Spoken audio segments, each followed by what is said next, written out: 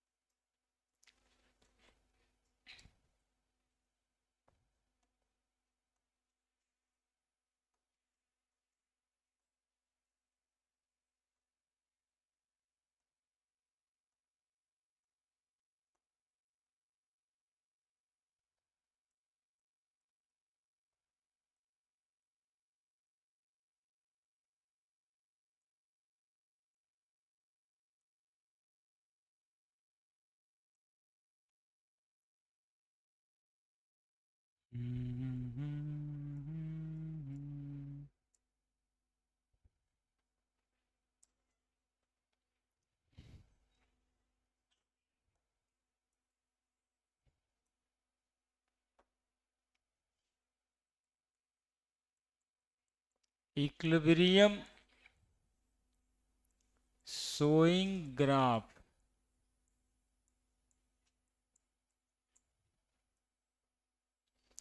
Equilibrium को दिखाने के लिए ग्राफ पढ़ेंगे।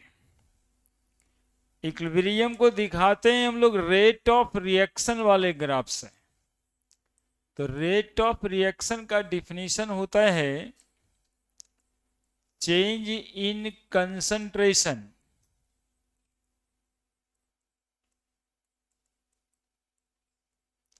of either reacting species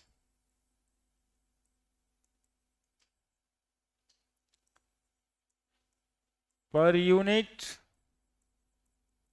time, known as rate of reaction।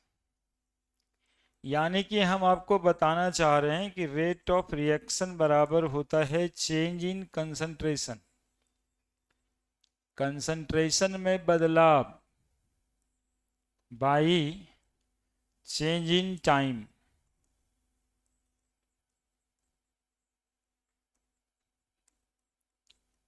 Change in time. देखो एक्चुअली में होता ये है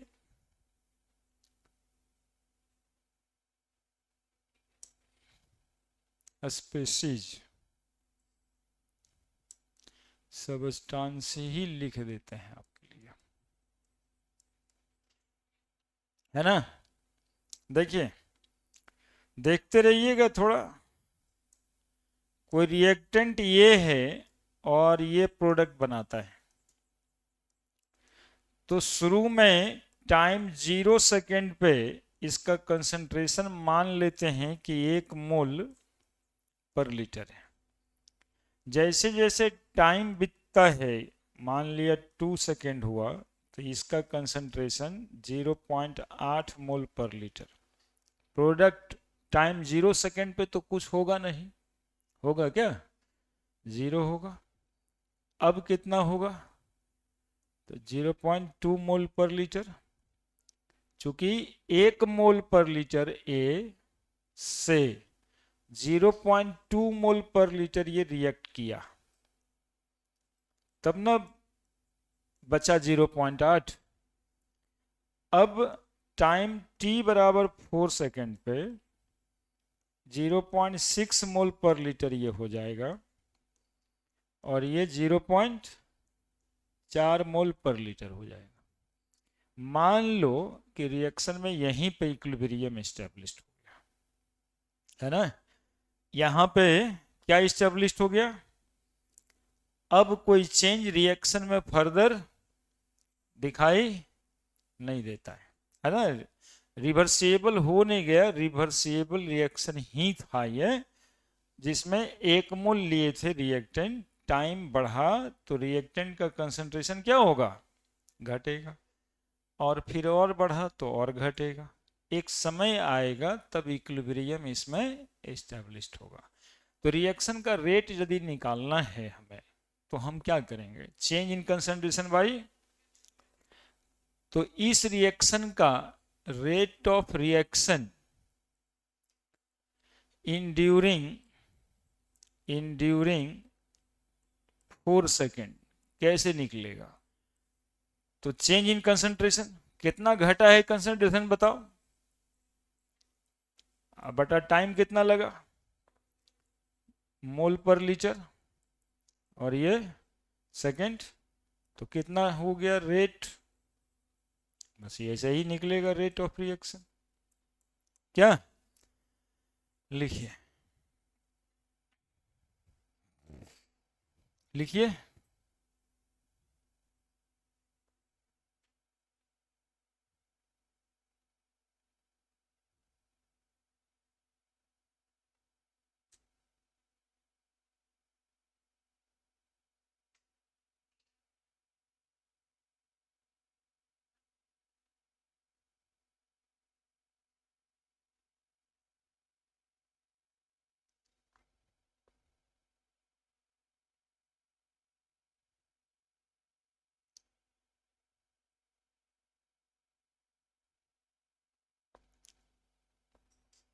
अभी हमको ग्राफ बताना है।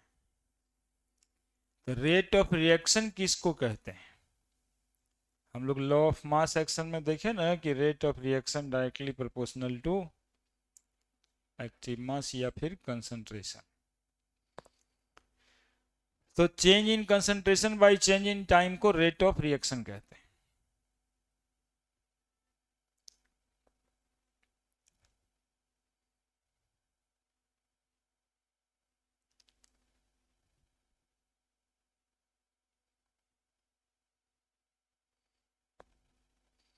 हाँ लिखिए, ऐसा नहीं कहिए कि सर लिखने देवे नहीं करते हैं, बोलने लगते हैं।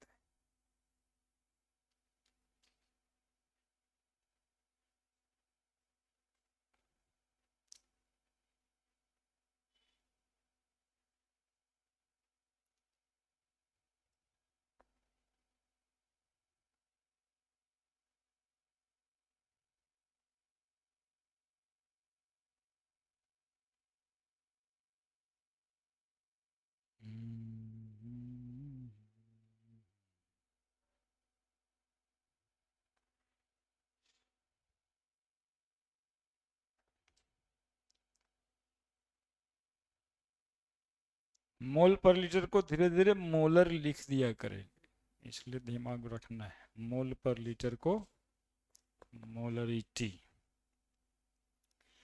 अब जैसे क्या चेंजेज ऑब्जर्व हम लोग कर रहे हैं, तो बोलेंगे सर रिएक्टेंट का कंसंट्रेशन एक था, यहाँ पे धीरे धीरे ये घट गया, और प्रोडक्ट जो पहले नहीं था धीरे धीरे बढ़ गया। चूंकि रिएक्शन रिवर्सिबल है, तो अब प्रोडक्ट भी तो रिएक्टेंट बना रहा है, यानी रिएक्टिंग स्पीशीज इसमें भी है और ये तो है ही है। इसको क्या बोलते हैं? Forward reaction. और इसको क्या बोलते हैं? Backward reaction. ठीक है। अब फिजिक्स में जैसे ग्राफ पढ़े होंगे, डिस्टेंस बाय टाइम का ग्राफ स्पीड बताता है, डिस्प्लेसमेंट बाय टाइम का ग्राफ है ना, वेलोसिटी बाय टाइम का ग्राफ, याद है कुछ? तो सिमिलरली उसी की तरह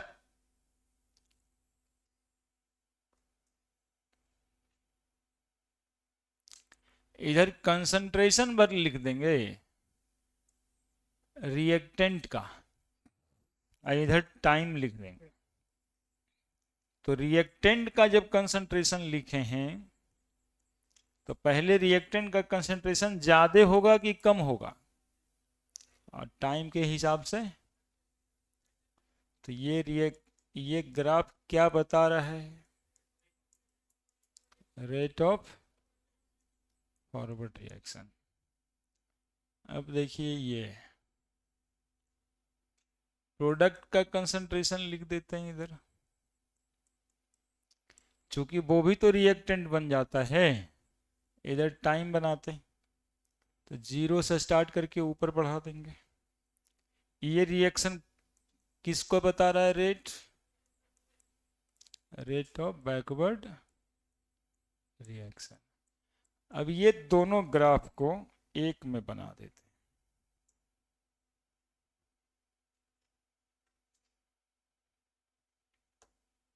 ये देखो,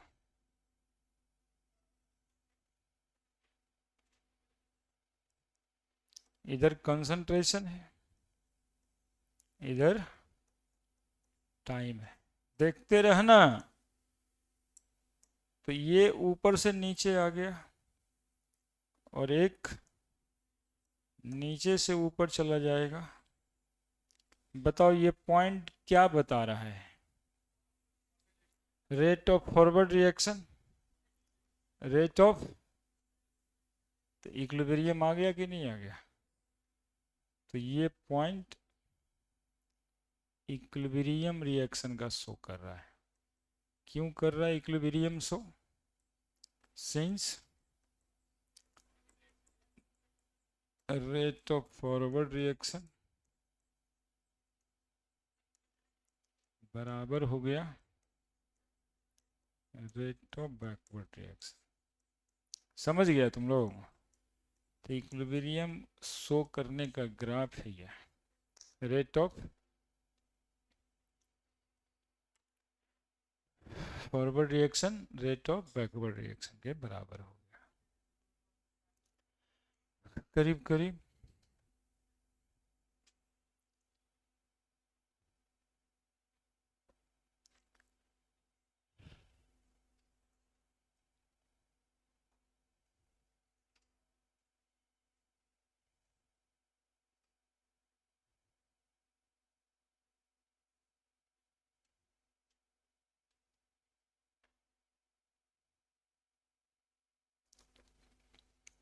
ये एक ग्राफ है जिससे कि कंसंट्रेशन दोनों का दिखाई दे रहा है बराबर है। जरूरी नहीं कि हमेशा कंसंट्रेशन बराबर होने से ही इक्विलिब्रियम आता हो।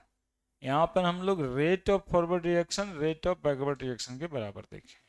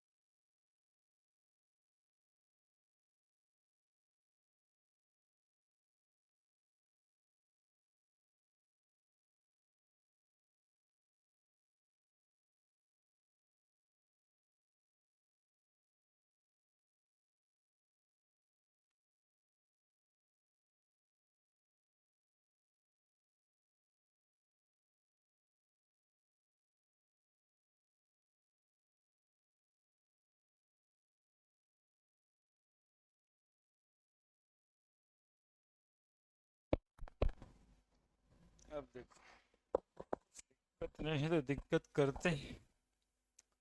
समझ गया ना सब? अब देखो, एक्चुअली में वो ग्राफ गलती है।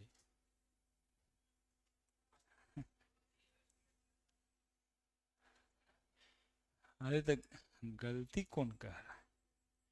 Concentration time graph.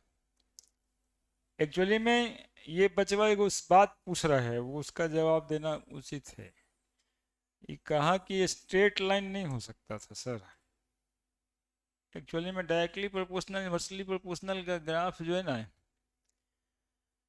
वो रेट ऑफ रिएक्शन जो है ना, कंसंट्रेशन हमेशा क्या होता है, घटते रहता है। इसी के हिसाब से भी रेट ऑफ रिएक्शन घटते ना रहेगा। ऐसे सीधा बना देंगे तब तो एक ही समान है ना। जैसे 1 मोल था तो 1 मोल के बराबर रेट ऑफ रिएक्शन हो रहा होगा। अब 0.8 मोल आया तो रेट ऑफ रिएक्शन भी तो उसी के बराबर। तो इंस्टेंटेनियस वाली बात होगी तो स्लोप ऑफ द ग्राफ बनाना होगा, है ना। ऐसे तो बार बार वो घटते जा रहा है, इसलिए वो सब गलत गलत नहीं था, लंथन सोचने लगते हैं। ये देखिए ऐसे, और ये देखिए ऐसे, ठीक है। इक्विलिब्रियम का जो नेचर है वो कहता है कि जब रिएक्शन इक्विलिब्रियम पे आ जाए तो कोई चेंज ऑब्जर्व नहीं होता।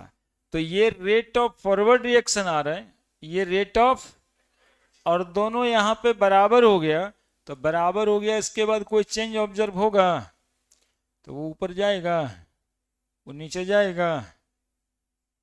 ये प्रॉब्लम था, यानी इक्विलिब्रियम की बातों को समझने के प्रॉब्लम था। लेकिन इसको गलती नहीं कहते, चूंकि क्वेश्चन किताब वगैरह में बना है तो सोचना ऐसे ही है। क्या सोचना है कि रेट ऑफ रिएक्शन उधर जाता इसके हिसाब से और इसके हिसाब से आता, लेकिन रिएक्शन जब इक्विलिब्रियम पे आ जाएगा तो यहाँ के बाद कोई चेंज नहीं होगा, यानी इस तरफ का और इस तरफ के कोई मतलब नहीं है। ठीक है। अब क्वेश्चन तो रहेगा, क्वेश्चन रहेगा, चूंकि ये दोनों के लिए बनाया है तो आप थोड़े कह दीजिएगा कि आपका दिया हुआ ग्राफ है गलती है, कि आपको समझना है वो, है ना।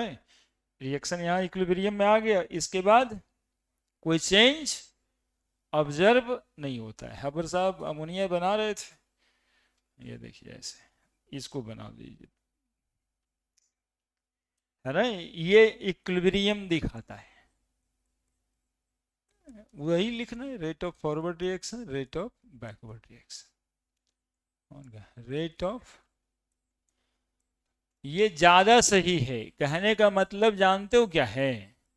कहने का मतलब है कि यदि तुम आईआईटी के लिए पढ़ रहा है और मेडिकल के लिए पढ़ रहा है और एक क्वेश्चन में ग्राफ आ जाए दोनों, तो टिक लगाना इसको, और यदि ये नहीं रहे तब टिक वो भी लग सकता है ना, कि कौन ग्राफ इक्विलिब्रियम बताता है। अब ऐसे बात करनी होती है, ऑप्शन वाला क्वेश्चन ऐसे टफ होता है ना। ये ग्राफ नहीं है, वही ग्राफ है तो इक्विलिब्रियम वही शो हो रहा है, और यदि वो ग्राफ भी है और ये भी है, लिखा है which of the following graph best suited for the equilibrium, तो ये वाला टिक ज्यादा लगेगा। चूंकि इक्विलिब्रियम का मतलब ही होता है कि जब रेट दोनों का बराबर हो गया तो कंसंट्रेशन में बदलाव, उसके बाद तो कोई चेंज होना है ही नहीं, तो चेंज नहीं ना होगा। तो वो ग्राफ सिर्फ रेट बताने के लिए सही था, ये ग्राफ इक्विलिब्रियम को भी रिप्रेजेंट कर रहा है। या फिर वो ग्राफ में वो पॉइंट आया तो पॉइंट पे इक्विलिब्रियम लिख देने का मतलब भी यही है। ठीक है, आगे। अब देखो ग्राफ ऐसा है, इक्विलिब्रियम इस रिएक्शन के लिए शो कराना है, H2+I2 टू HI, ठीक है। इस के लिए इक्विलिब्रियम का ग्राफ बनाना है। सुनो पहले देखो, H2 रिएक्टेंट है तो कंसंट्रेशन पहले ज्यादा होगा, I2 का कंसंट्रेशन अपने से ही मान लेना है कहीं पे।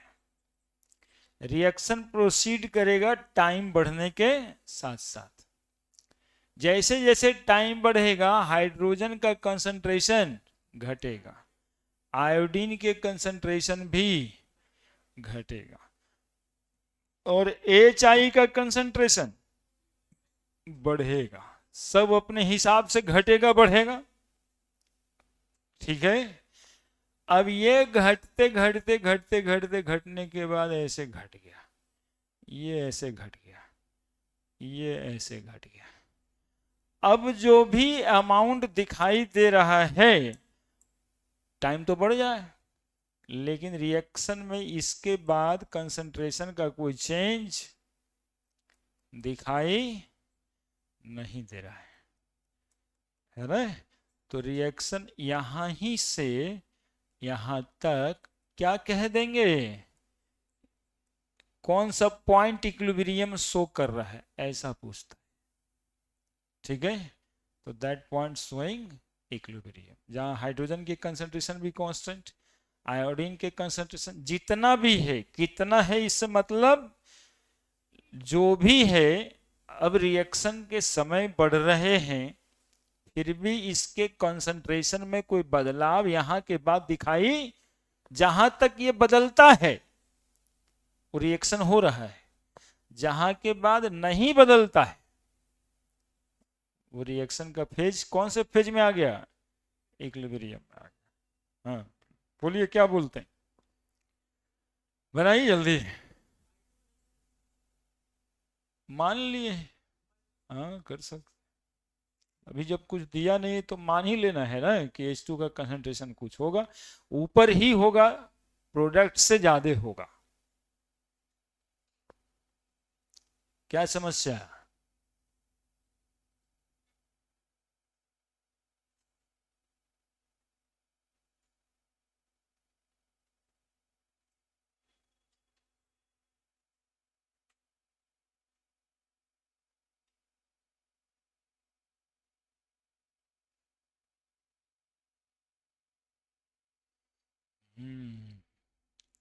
इतना ही खुश रहना है, कोई होगा इतना खुश कैसे रहेगा लाइफ में।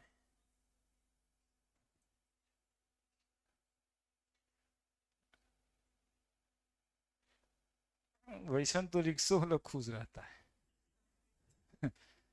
50 रुपया मिल गया, चलिए खुशी। गाना गाए भोजपुरी, भौजी उड वाला गाना गा के अपना चल दिया।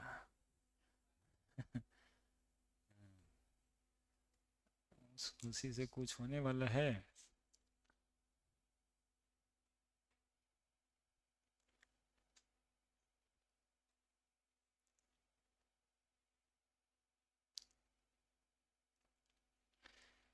पढ़ो इतना कि शादी ब्याह अच्छे जगह पे हो जाए, ताकि तुम सुबह में सोया हुआ भी 2 घंटा लेट है तो कोई जगाने वाला नहीं है, कोई प्रेशर नहीं है। और नहीं जैसे ये सब थोड़ा मोड़ा खुशी वाले में क्या होगा कि जैसे ही ज़्यादा देरी होगा कि बीवी 2 गाली देगी कि दिन भर सुतले रहता है, कोई काम है ये नहीं है। जाओ कम से कम नहा तो लो। बस होना चाहिए ऐसा कि नहीं अभी सोए हैं, रेस्ट कर रहे हैं, अभी डिस्टर्ब नहीं कीजिए, तब होगा कि चलिए कुछ किए।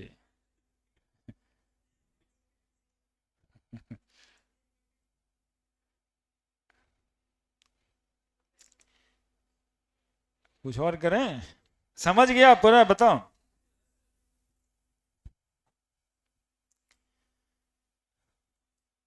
अब 2 गो नीचे और एक ठो ऊपर भी रह सकता था, ये सब जरूरी नहीं है, जैसा रिएक्शन रहेगा ना वैसे ही काम करना है। हम लोग एगो PCl5 इधर लेते हैं, इधर PCl3 और Cl2 ले लेते हैं।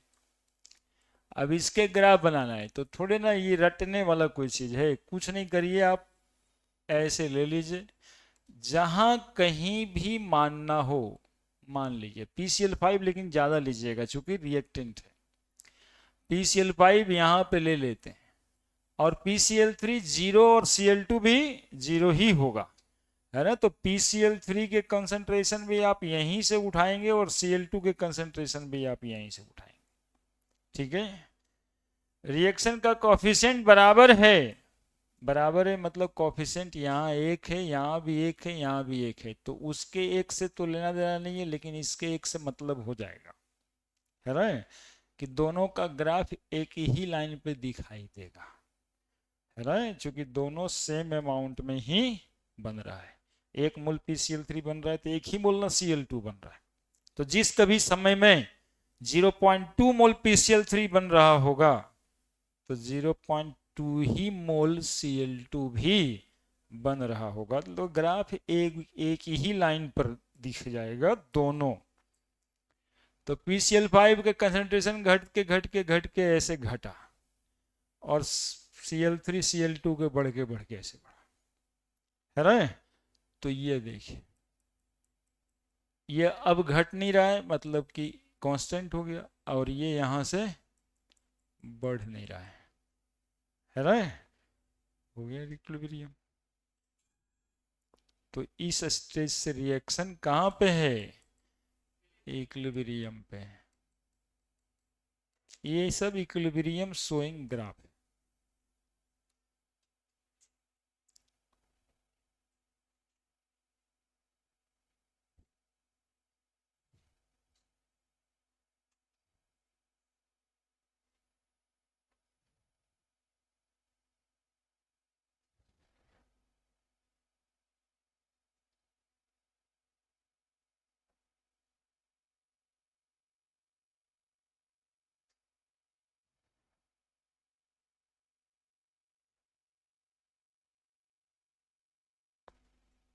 हो गया।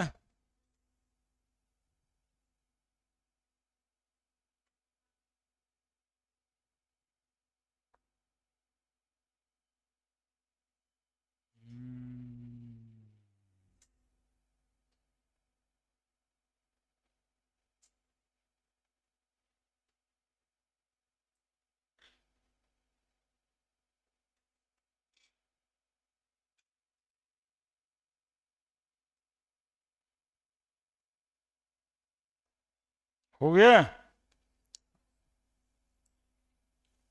अब देखिए,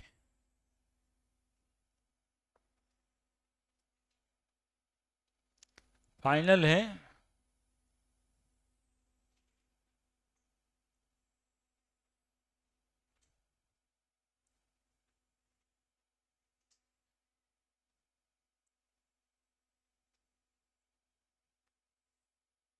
इस ग्राफ में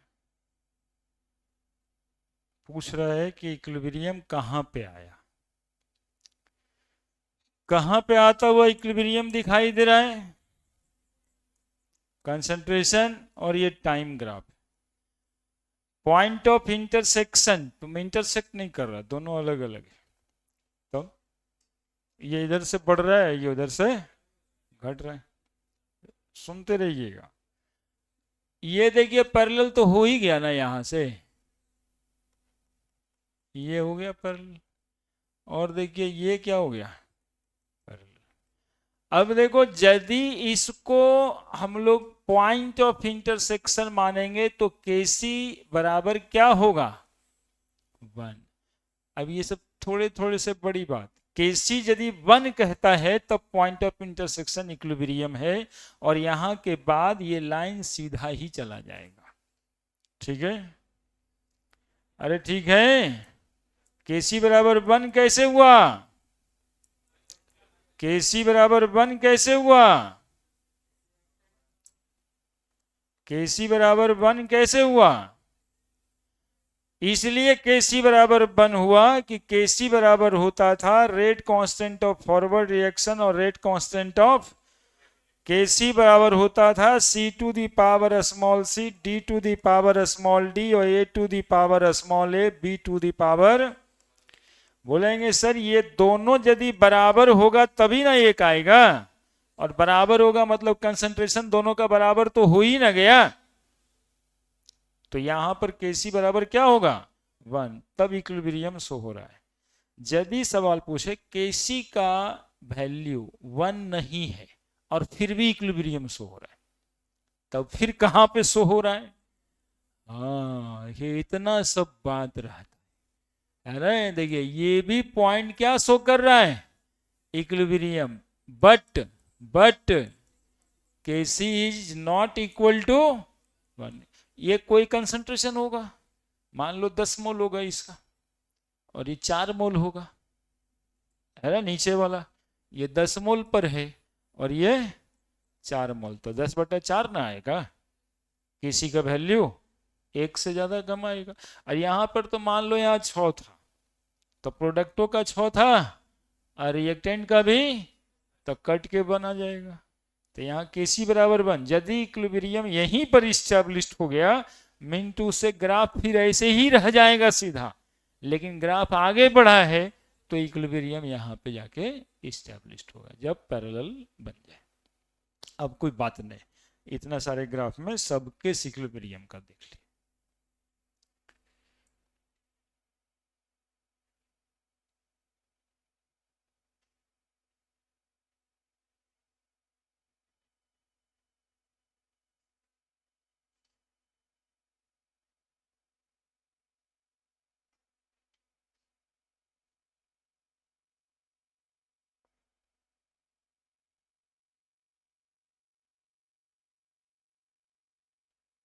साथ साथ में यदि कोई कंफ्यूजन है तो ये बात बता रहे हैं, यदि इक्विलिब्रियम यहीं पे इस्टेब्लिश हो गया तो फिर तो आगे रिएक्शन बढ़ा ही नहीं ना, यानी इसमें दो तरह का ग्राफ बताया हुआ है। यदि पूछे कि इक्विलिब्रियम कांस्टेंट 1 है तो कौन से पॉइंट पे इक्विलिब्रियम शो हो रहा है, तो इस पॉइंट पे, ए पॉइंट पे इक्विलिब्रियम शो हो रहा है जब केसी बराबर 1 है। और यदि केसी न अदर देन 1 है तब पैरेलल वाला लाइन पे इक्विलिब्रियम शो हो रहा है।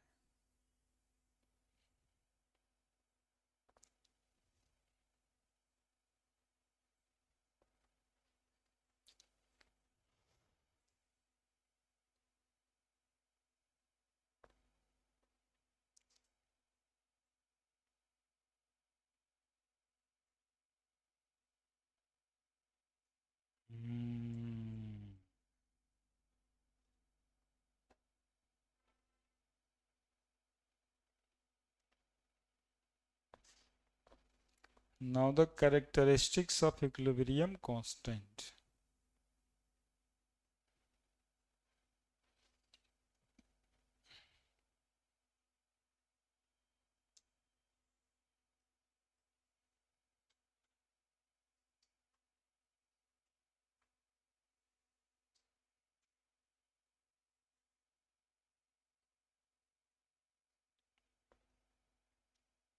ठीक है,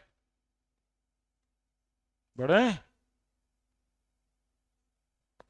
बढ़े। Characteristics of equilibrium constant.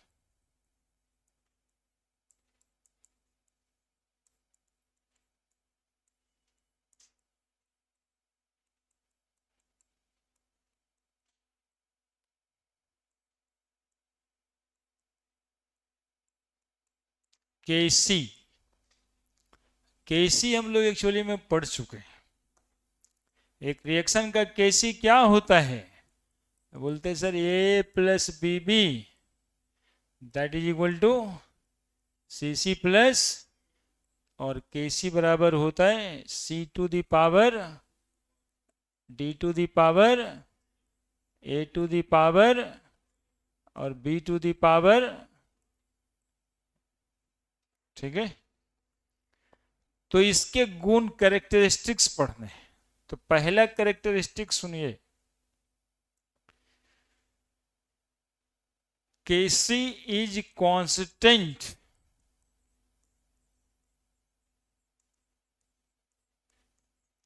For a chemical reaction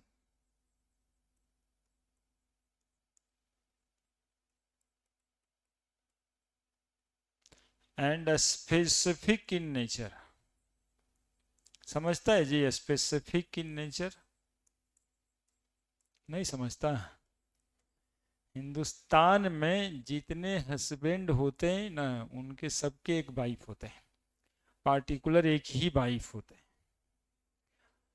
और पार्टिकुलर वो फलाने आदमी के ही वाइफ होते हैं।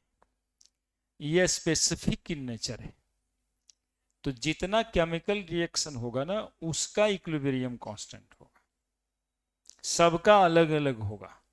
देखो कितना छोटा वाला बात से कितना अच्छा बात समझाती है। जब किसी कांस्टेंट के बारे में लिख के आए स्पेसिफिक इन नेचर, तो यही समझना है पार्टिकुलर रिएक्शन का पार्टिकुलर वैल्यू, यानी हर रिएक्शन का एक ही वैल्यू नहीं, जितना हस्बैंड उतना वाइफ, सबका अलग अलग। वैसे जितना रिएक्शन उसका उतना इक्विलिब्रियम कांस्टेंट। तो कहता है स्पेसिफिक इन नेचर, वो सेम नहीं होगा, दो रिएक्शन का एक वो किसी नहीं होगा। हम लोग के लिए अच्छा क्या हो जाता है ऐसे में कि याद रखना नहीं पड़ता है, वो अपना क्वेश्चन वाले का प्रॉब्लम लिख के देगा। ऐसे क्या होता है, जैसे वोगाड्रो कांस्टेंट, वो सब जगह एक के वो है, तो याद करिए। गैस कांस्टेंट सब जगह एक ही वो लगता है, याद रखिए। इसमें कोई याद बात नहीं रखना है। कोई रिएक्शन के 40 हो रहा है, कोई को 50 होगा, केकरो 100 होगा, केकरो 200 होगा, कुछ भी हो सकता है। पहला पॉइंट क्लियर है? अभी वो नहीं क्लियर होगा क्या? Kc is constant for a chemical reaction and a specific in nature, है ना। इक्विलिब्रियम कांस्टेंट एक रिएक्शन का कांस्टेंट होता है और ये स्पेसिफिक होता है। दूसरा, Kc is constant at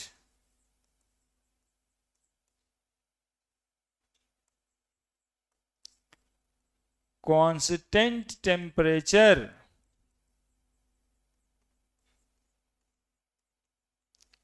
यानी ये जो वैल्यू किसी एक रिएक्शन का Kc का होता है, वो किसी एक पार्टिकुलर टेम्परेचर पे होता है। यानी if you change the temperature, the value of Kc will change. जब तक टेम्परेचर नहीं बदलोगे तब तक Kc का वैल्यू। इसीलिए प्रीवियस दिन में 2 क्वेश्चन बनाए थे, तो जहां Kc का वैल्यू लिख दिया था तो वहां लिखता था एट 500 केल्विन, यानी Kc का वैल्यू फलाने रिएक्शन के लिए 50 है 500 केल्विन पर। यदि 500 केल्विन के बजाय आप 600 केल्विन कर दीजिएगा तो 50 नहीं रहेगा, कुछ और हो जाएगा। ठीक है, तो Kc is constant at constant temperature,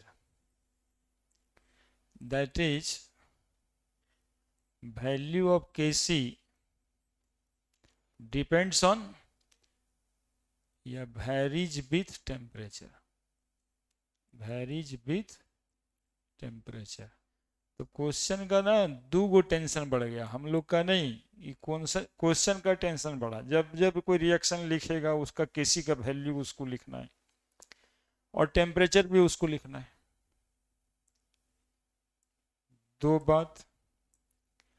तीसरा बात आपके कॉन्सेप्ट को करेगा खराब, है ना। यदि आप हैं अस्थिर तो आपको और बना देगा अस्थिर, इसलिए ध्यान से सुनिएगा। कहता है value of Kc, value of Kc does not change with changing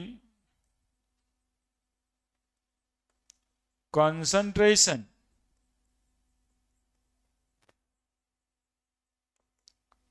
pressure,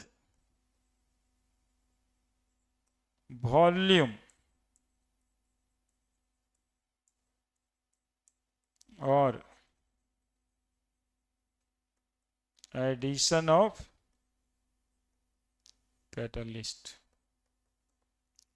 Value of Kc does not change with change in concentration, pressure, volume, addition of catalyst और addition of इनर्ट गैस, एक तो जबरदस्ती लिखेगा कि इसमें कोई inert gas डाल दिया, है ना, हीलियम, नियन, आर्गन। उस गैस को डालने से क्या होता है कि रिएक्शन में कोई अंतर तो पड़ता नहीं, क्योंकि ये इनर्ट है। तो क्या केसी का वैल्यू बदल जाएगा क्या? क्या लिखे हैं हम? केसी का वैल्यू चेंज नहीं करेगा कंसंट्रेशन के बदलने से। कैसे होगा ये संभव है? क्या लिखे हैं केसी में? ये क्या लिखा हुआ है? अरे सी क्या लिखा हुआ है? कंसंट्रेशन ना लिखा हुआ है। ऊपर भी कंसंट्रेशन है और नीचे भी। आई कहता है कि कंसंट्रेशन बदलने से केसी का वैल्यू ना बदलेगा। आप बताइए कि कहां लॉजिक है? ई बदल देंगे तो ई नहीं बदलेगा, ये तो पूरा मैथ में खत्म हो जाएगा। तो ये सही है कि वो सही है? समस्या ये है ना। तुम लोगों को नहीं क्या समझना था ये भी बता रहे हैं। जानते हो ये कब तुम लोग को पहली बार दिमाग में जाता है? जब तुम लोग बहुत अकेले परीक्षा में बैठ के सोचता है, बहुत अकेले, अगल बगल में कोई नहीं रहता है साथ। तब जब ऑप्शन चूज करना रहता है तो लगेगा ऐसे कि है कंसंट्रेशन में बदलेगा तो कैसी बदलिए ना जाएगा। एक आध को सपोर्ट में लिख के देखेगा, 10 लिखते हैं और फिर 20 लिख देंगे तो भागा देंगे तो नहीं बदलेगा। तो ये क्या मतलब है भाई? कैसे नहीं बदलेगा? Value of K C does not change with concentration. आप कंसंट्रेशन बदल दो तो नहीं बदलेगा, प्रेशर बदल दो तो नहीं बदलेगा, कुछ जोड़ दो उसमें, उसके वॉल्यूम घटा बढ़ा दो, नहीं बदलेगा कहता है। आखिर ये कैसे संभव है? सुनो, रिएक्शन में तुम मान लो ए का कंसंट्रेशन बदल दिए, ठीक है, तो ये रिएक्शन है इक्विलिब्रियम वाला। जैसे ही ए को बदले वैसे ही सी का कंसंट्रेशन बदल जाएगा और बदल के अपने आप को फिर से क्या कर लेगा? एडजस्ट, ताकि इक्विलिब्रियम कांस्टेंट आ जाए सेम। सुनो, अब ऐसे नहीं समझोगे, ऐसे समझोगे तुम लोग। समझ गया? जैसे ऊपर में गुना करके 20 आ रहा है, नीचे में गुना करके 5 आ रहा है, ठीक है, सब तो कंसंट्रेशन ही है। मान लो कि गुना किए हैं हम, तो कितना आ रहा है ऊपर? 20 और नीचे कितना आ रहा है? 5 ना। इफ यू चेंज 20 को आप बदल के 40 कर दो, 2 गुना कर दो, तो 5 अपने से बदल के 10 हो जाएगा। तो क्या इक्विलिब्रियम कांस्टेंट का वैल्यू बदला क्या? देखिए कैसन का मैथ था। इक्विलिब्रियम वाले रिएक्शन का यही गुण होता है कि if you change either one of the concentration there equilibrium will get change. कब तक? जब तक के रिएक्शन फिर से आपके द्वारा किया गया चेंज को खत्म न कर दे, है ना। जैसे नाइट्रोजन हाइड्रोजन हब्बल साहब बना रहे थे, अमोनिया बन रहा था 20 किलो 50 किलो। अब जब छोड़ दे रहे थे तो फिर कुछ हो ही नहीं रहा था। आप 50 किलो में से 10 किलो अमोनिया निकाल दिए तो फिर से 10 किलो बन गया। समझ रहे थे? तो इक्विलिब्रियम रिएक्शन का ये कंडीशन होता है कि आप रिएक्टेंट या कंसंट्रेशन किसी का भी कंसंट्रेशन बदल दो या प्रेशर बदल दो तो रिएक्शन अपने आप को ऐसे बदल लेता है ताकि इक्विलिब्रियम कांस्टेंट का वैल्यू नहीं बदले, सेम आ जाए। Clear? Value of K C does not change. ये बहुत लुभाने के लिए आएगा, मेडिकल में आएगा, आईटी में आएगा, पूरा पड़ा हुआ है सवाल, पूरा भर भर के लिख देता है, लगता पूरा मैथ है। जान तो ये वैल्यू लिख देता है 20-5। अब कह रहा है कि रिएक्टेंट का कंसंट्रेशन को दोगुना कर दिए तो बताइए केसी का वैल्यू का क्या होगा? बच्चा तो एकदम ये इतना आसान, दोगुना कर दिया तो केसी दोगुना हो जाएगा, ऊपर वाला दोगुना हो गया, केसी दोगुना हो जाएगा। हो जाएगा क्या? प्रोडक्ट का कंसंट्रेशन दोगुना कर दें तो केसी का वैल्यू दोगुना हो जाएगा क्या? बोले सर उसको दोगुना कर दीजिएगा तो ये अपने आप को आधा करके बराबर काट देगा, किसी का वैल्यू नहीं बदलेगा। ठीक है, तो हमने देखा है, आप भी देखो, 5-5 लाइन का, 6-6 लाइन का क्वेश्चन रहता है, और ऑप्शन में बाद में लिखता है डबल 1/4 रिमेन सेम, आंसर होता है रिमेन सेम। ठीक है, ये समझा रहे हैं आप। ठीक है, मैथ हावी होने का कोशिश करेगा दिमाग में, ये बहुत आसान लगता है ना जी कि 20 बदल जाएगा तो कैसी बदल जाएगा, ये सोचना कितना आसान है। ये सोचना भारी है, इस सोचने के लिए आपको जागरूक होना पड़ेगा कि अरे वो 20 से 40 होगा तो 5 से।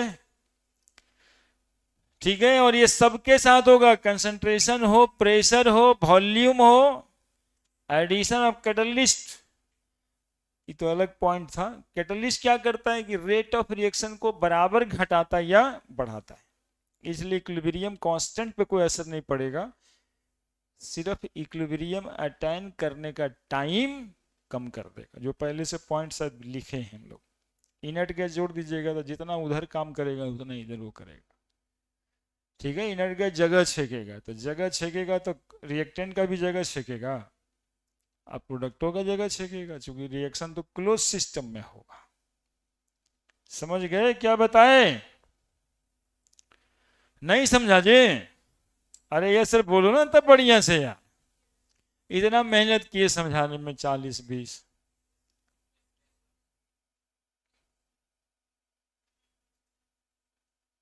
उसके पॉइंट के नीचे लिख देना ऐसे, हाँ नोट में, इफ वी चेंज, कि आज समझा है ना, बाद में तुम भुला जाएगा और मैथ हावी हो जाएगा, अकेले में डर जाएगा और 2 गुना 4 गुना लिख के आ जाएगा। If we change the concentration of either reactant और प्रोडक्ट, रिएक्टेंट और product at equilibrium, the reaction itself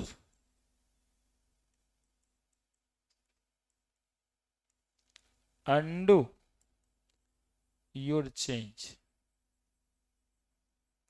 समझ जाएगा जी, undo मतलब तुम लोग समझता है, कंप्यूटर वाला शब्द है जो हमको करवाते रहता है तुम लोग, कि सर undo कर दीजिए, मतलब जो आप हम किए थे वो कैंसिल हो जाए।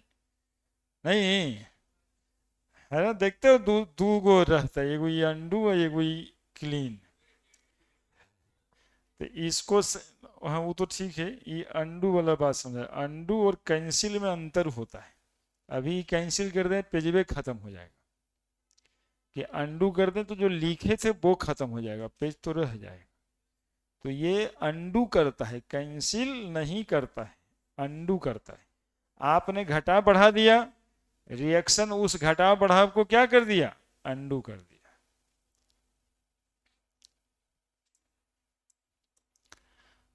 और ये रिएक्शन चैप्टर में आगे बन के आएगा, इसको बोलते हैं हम लोग ली चैटलियर्स प्रिंसिपल, लास्ट में, तो डिटेल में पढ़ना है ये बात।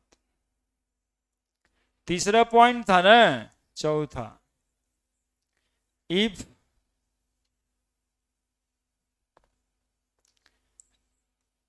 ए chemical reaction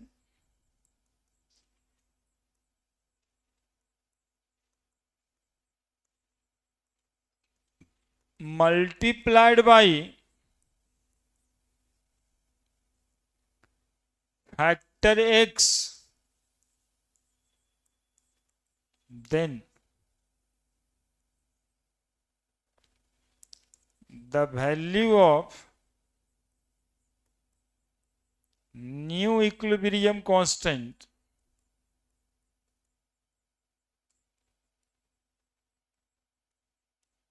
is the power of x of previous equilibrium constant।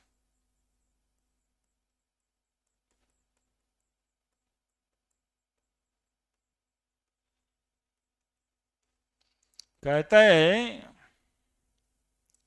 कि यदि एक केमिकल रिएक्शन को आप एक्स फैक्टर से गुना कर देते हैं तो नया वाला जो इक्विलिब्रियम कांस्टेंट होगा वो पुराने वाले इक्विलिब्रियम कांस्टेंट का पावर एक्स हो जाएगा, है ना। पावर एक्स थोड़ा मुश्किल लगता है तो एग्जाम्पल से समझो। वन ऐसे, if A chemical reaction multiplied by 2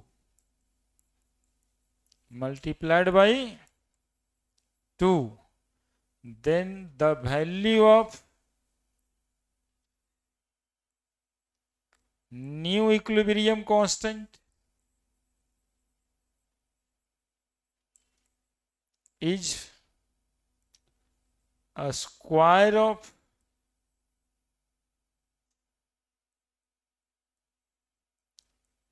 previous one, है ना। उसी का एक एग्जाम्पल दिए, दिखाते हैं। यदि एक रिएक्शन का इक्विलिब्रियम कांस्टेंट का वैल्यू है 4, रिएक्शन को 2 से गुना कर दिए तो नए का इक्विलिब्रियम कांस्टेंट का वैल्यू हो जाएगा 16। ये कह रहा है। यदि 3 से गुना कर देते तो 4 चौक 16 चौक 64 हो जाता। ठीक है, ये कह रहा था कि फैक्टर 1 से गुना आप कर देते हैं तो नया वाला इक्विलिब्रियम कांस्टेंट पुराने वाले का पावर में x चला जाएगा, दुगुना पावर 2 हो जाएगा। 3 से गुना करिए पावर 3 हो जाएगा। कैसे देखना चाहेंगे क्या? बढ़े बढ़े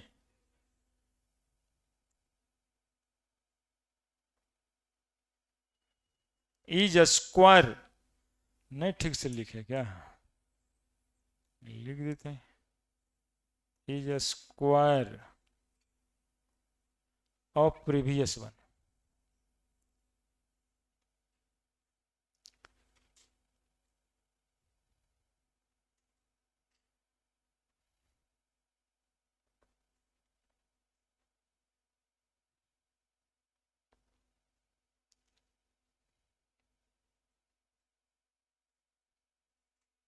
लिखे मतलब आगे बढ़े।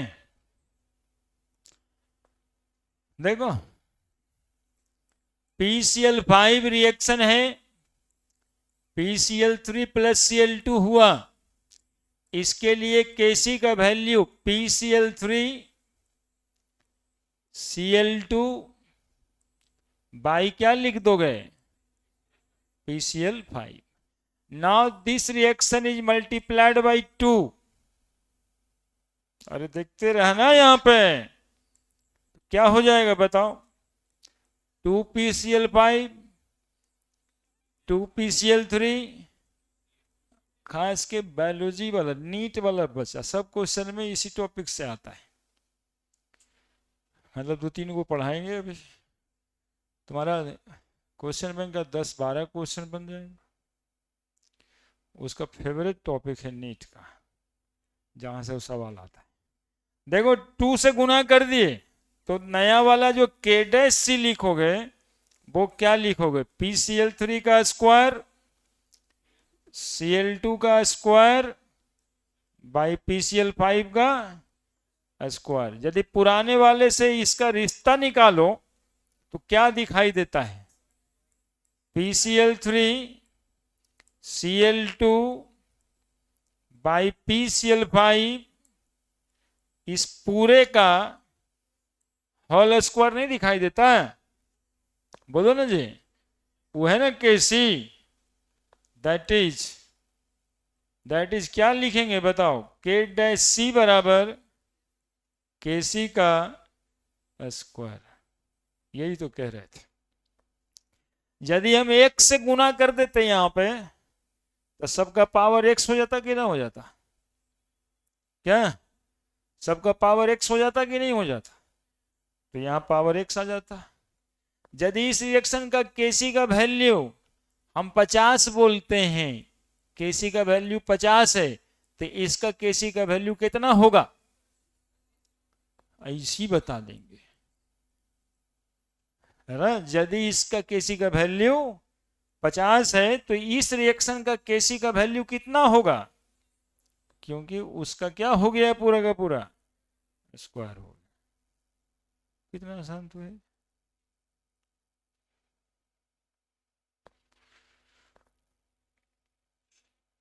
क्या भाई योगेश?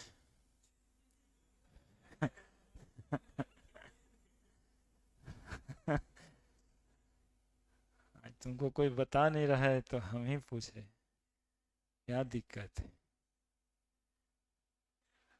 नहीं।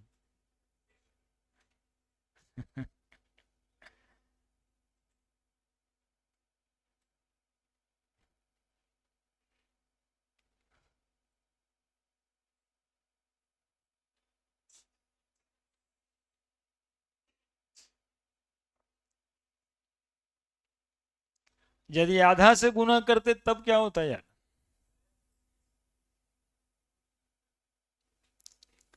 हाँ, √50 होता, ये ना कि 25 हो जाता, है ना।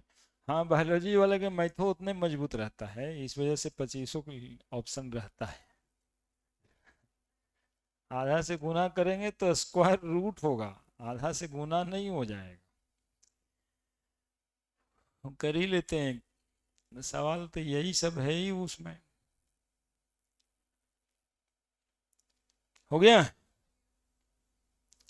हो गया। एग्जाम्पल नंबर 2 उसी का लिख देना। इफ एक chemical reaction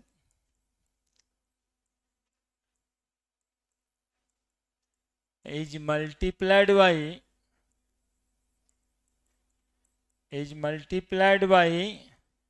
half, is multiplied by half, या डिवाइडेड बाई 2 भी लिख सकता है। वो लैंग्वेज आपको ध्यान देना है, वो तो चाहता है कि लैंग्वेज में फंसा दे। मल्टीप्लाइड बाई हाफ या divided by 2, then the value of new equilibrium constant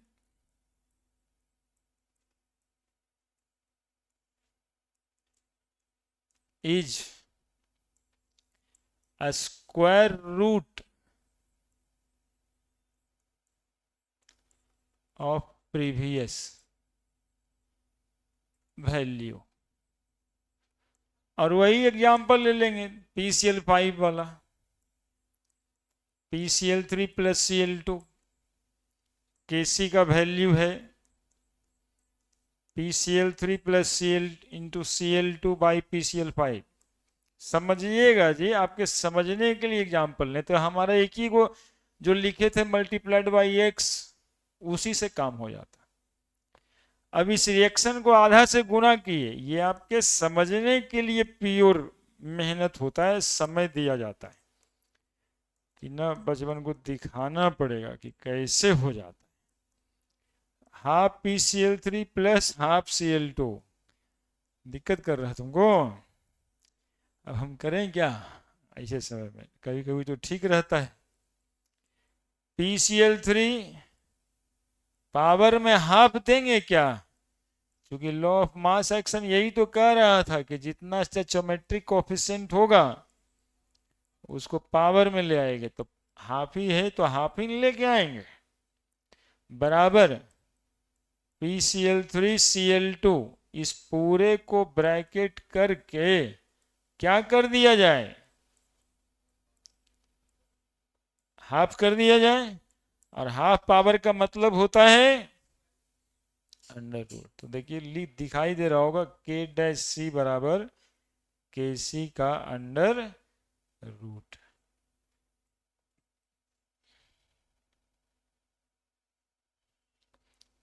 यानी कि यदि इसके केसी का वैल्यू 50 है तो इसका केसी का वैल्यू क्या होने वाला है, √50, है ना। 25 नहीं, 50 का रूट, यानी 7 के करीब में।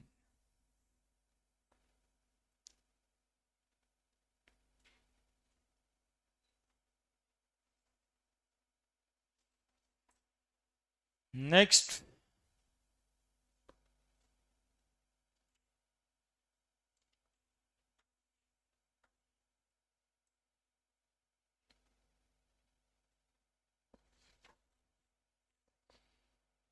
अभी दो बाकी है।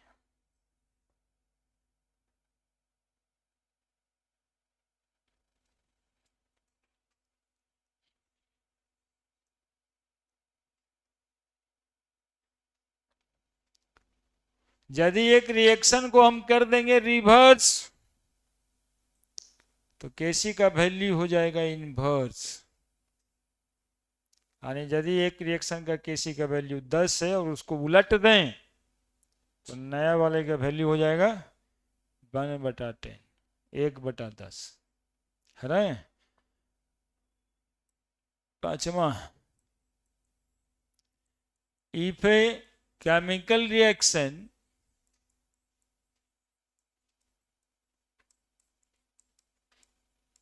is reversed, then the value of Kc get inversed, reversed, inversed। देखिए कैसे, K डैश सी बराबर 1/Kc। K डैश सी मतलब new equilibrium constant, new value of equilibrium constant, और Kc तो इक्विलिब्रियम कांस्टेंट है ही था। अब देखो, बात ये करना है, एग्जाम्पल PCl5 टूट के बन जाता है PCl3 प्लस Cl2। Kc का value PCl3 Cl2 by PCl5, ठीक है। अब इसको हम करते हैं रिवर्स, ठीक है। क्या करते हैं, अपॉन रिवर्सिंग।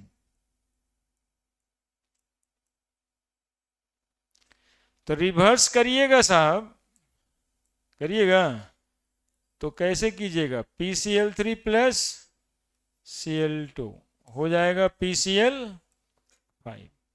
तो देखिए K डैश सी बराबर क्या लिखिएगा, PCl5 ऊपर चला गया और PCl3 नीचे चला आया, Cl2।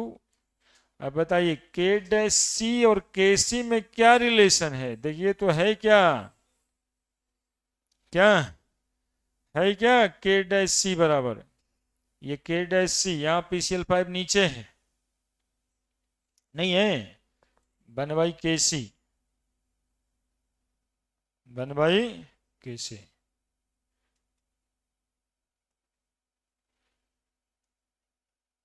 हो न रहा है तुम जवान, चैप्टर में जवान ऐसे ही होना है।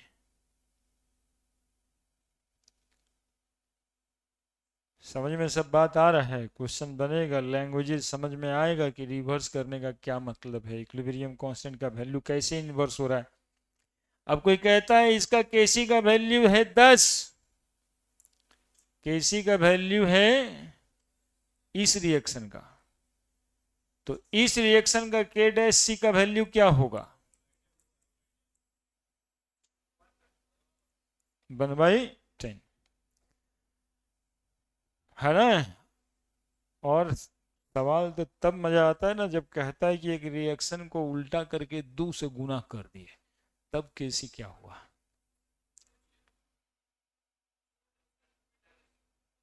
एक रिएक्शन को उल्टा भी किए, फिर 2 से गुना भी कर दिए, 2 से गुना किए रे, भागा थोड़े दिए, 1/Kc का स्क्वायर, उल्टा कर दिए तो उलट गया, 1/Kc हो गया। अब 2 से गुना किए तो स्क्वायर हो जाएगा। ज्यादातर सवाल ऐसा के आता है कि उल्टा भी कर दिए और 2 से गुना भी कर दिए, है ना, या फिर रिवर्स कर करके आधा से गुना कर दिए। सवाल पे तो आएंगे ही, लेकिन ये सब सवाल ही बनता है जिसमें दोनों एक साथ देख लेता है लोग।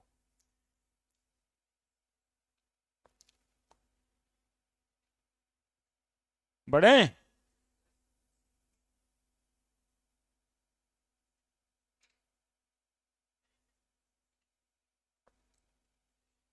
बढ़े। छठा, छठा है ना जी। एक रिएक्शन यदि एक से ज्यादा स्टेप में होता है, if A chemical reaction occurs in more than one step,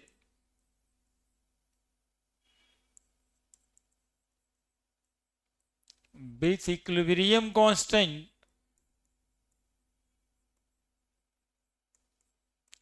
Kc1 Kc2 like this, then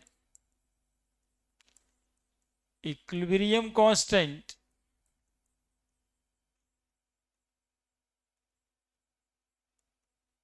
of final reaction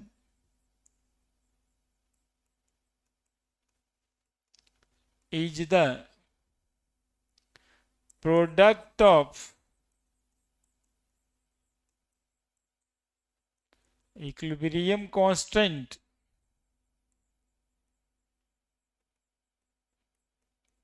of each step, of each steps।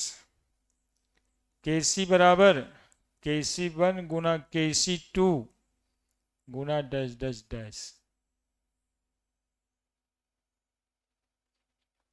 है ना। देखो क्या केस है, मूव। केस ये है कि एक रिएक्शन ए से बी हुआ और फिर ये बी से सी हुआ, इसका इक्विलिब्रियम कांस्टेंट था Kc1, इसका इक्विलिब्रियम कांस्टेंट था। अब ये दोनों रिएक्शन जोड़ेंगे तो ये बी बी और फाइनल रिएक्शन होगा ए से सी। अब इस रिएक्शन का Kc बराबर लिखाएगा Kc1 गुना Kc2। समझ गया क्या? इतना जल्दी समझ आता है जी तुम लोग, बहुत समझदार है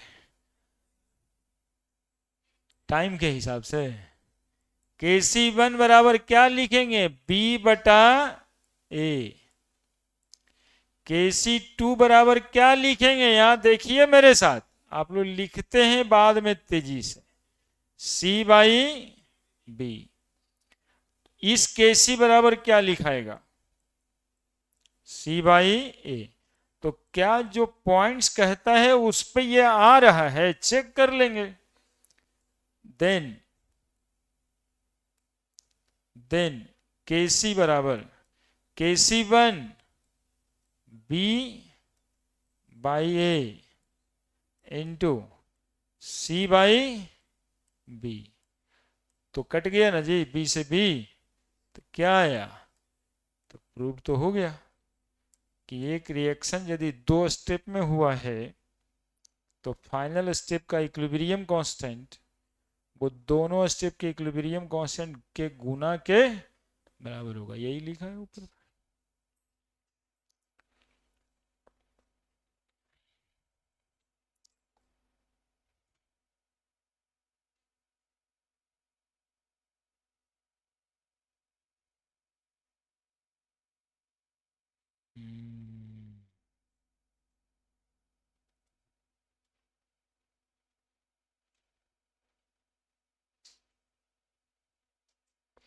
बच गया जी,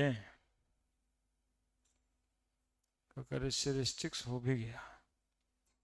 इक्विलिब्रियम कांस्टेंट पे कैटलिस्ट का कोई इफेक्ट नहीं होता है। केवल वो रिएक्शन को अटेन करने में, इक्विलिब्रियम अटेन करने में टाइम घटा देता है। क्लियर है? तो इस पे कुछ सवाल देखेंगे। जैसे इसका इक्विलिब्रियम Kc1 रहता 10 और इसका Kc2 रहता 100, तो बताओ इसका Kc कितना आता? बस यही कह रहा था ये, और कुछ नहीं कह रहा है ना? 3 स्टेप में होता तीनों का गुना, 4 स्टेप में होता चारों का गुना। ठीक है?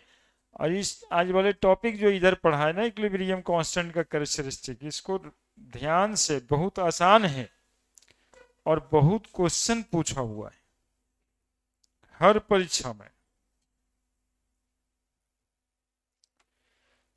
ठीक है फिर।